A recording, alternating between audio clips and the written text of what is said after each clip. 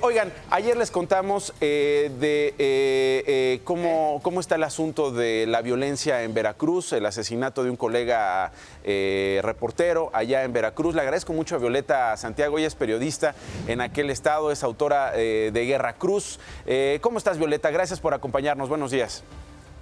Hola, buenos días. Bien, gracias, pero también tendríamos que decir tristes, enojados por esta situación, por otro asesinato de un periodista en Veracruz, que con Julio Valdivia Rodríguez, quien fue encontrado sin vida apenas este miércoles 9 de septiembre, pues se suman ya 25 asesinatos de periodistas en la entidad. Si hacemos un recuento, pues han sido del 2010 al 2020, 17 crímenes contra periodistas que ocurrieron con Javier Duarte de Ochoa, 5 en el bienio de Miguel Ángel Yunes Linares y bueno, actualmente con el gobernador Cuitláhuac García Jiménez. Este sería ya el tercer caso de un periodista asesinado, el segundo del año, porque apenas en marzo de este año también tuvimos el caso de María Elena Ferral en el norte de Veracruz. Y bueno, este sería ya el segundo del 2020.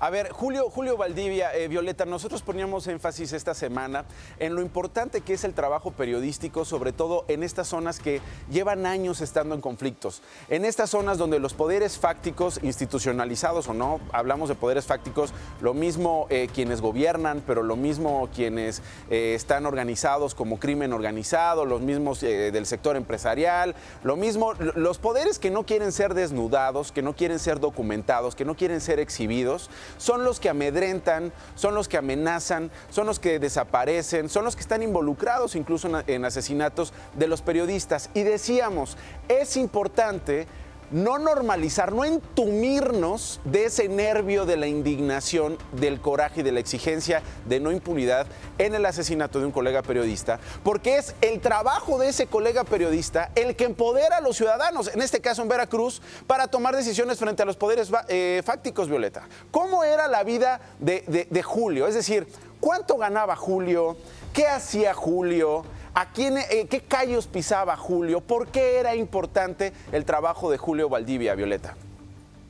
Bueno, Julio Valdivia se desempeñaba en el municipio de Tezonapa, es una zona ubicada en la región de las altas montañas, casi a 1 hora de Córdoba. Okay. Y es un lugar en el que sus colegas reporteros señalan que casi nadie quería cubrir por lo difícil que era, por situaciones con el crimen organizado, justamente. Y él sí se encargaba sobre todo de la nota roja.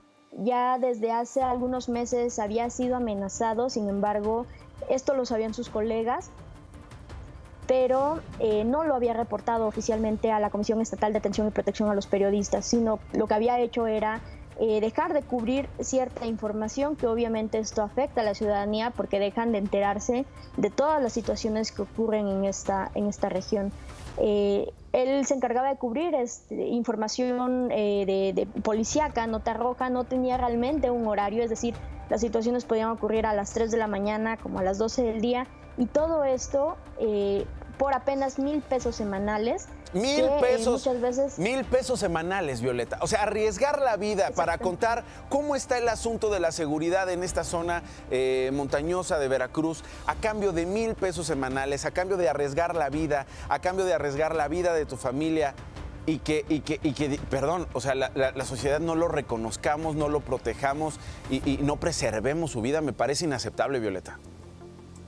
Así es, y la situación es que esto no es una excepción, es la regla en el estado, es lo que en promedio gana un periodista en Veracruz, 4,000, 5,000, máximo 6,000 pesos. Claro, es extraño quien logra ganar más de esto. Sí, sí. Y bueno, cuando les pagan, Violeta, porque también hay que decir, hay muchos colegas que hacen el trabajo gratis, que les deben desde hace meses, que les deben desde hace años, que no les pagan lo que les prometen, que les pagan, que trabajan en condiciones de verdad impresentables, sin seguro de vida, sin, digamos, seguridad social para desempeñar una labor tan importante como la de ser reportera o reportero. Sí, de hecho esta era la situación para Julio a partir de la emergencia por la COVID-19.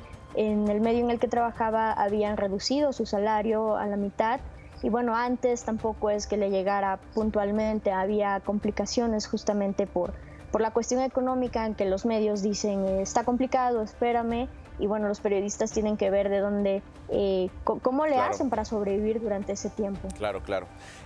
Finalmente, Violeta, una reflexión. ¿Por qué no hemos empatizado con estos asesinatos? Porque creo que en buena medida cuando la sociedad sea empática, cuando todos seamos empáticos con estas muertes, seguramente habrá un costo contra la impunidad, habrá un costo contra los funcionarios públicos que prometieron detener esta violencia y que resultaron ser como los otros, iguales a los otros, como administraciones pasadas. ¿Por qué no hemos sido empáticos con estos asesinatos, Violeta? ¿Cómo te explicas eso? Yo consideraría que la criminalización tiene mucho que ver, es decir, la forma en la que este periodista es asesinado, como en otros anteriormente, suelen vincularse con situaciones delicadas como el crimen organizado, por ejemplo. Entonces, ante la sociedad hay una separación de buenos y malos, ¿no? De las Fuerzas Armadas y los grupos criminales.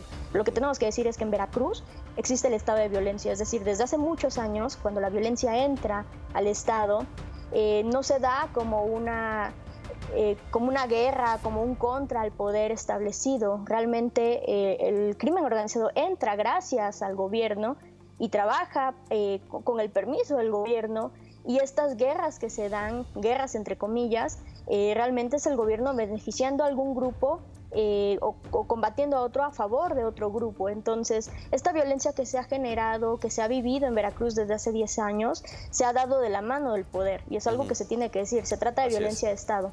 Entonces, obviamente, se criminalizan a los periodistas y bueno, la gente no quiere empatizar porque piensa andaban en malos pasos o se lo merecían, cuando esto no es así. Sí. Bueno, Violeta, nos quedamos con esta reflexión. Te agradezco mucho. Eres autora de Guerra Cruz. La verdad es que nunca mejor nombrado el momento dantesco que está viviendo ese hermoso estado. Saludos a todos los que nos ven allá en Veracruz. Decían los colegas de Reporteros Sin Fronteras esta semana que, fíjate, se hablaba del Día del Periodista y la conmemoración de este oficio. México, el tercer país más peligroso para ser periodista, apenas después de Siria y de Afganistán. Violeta, muchas gracias. Estamos en contacto. Gracias.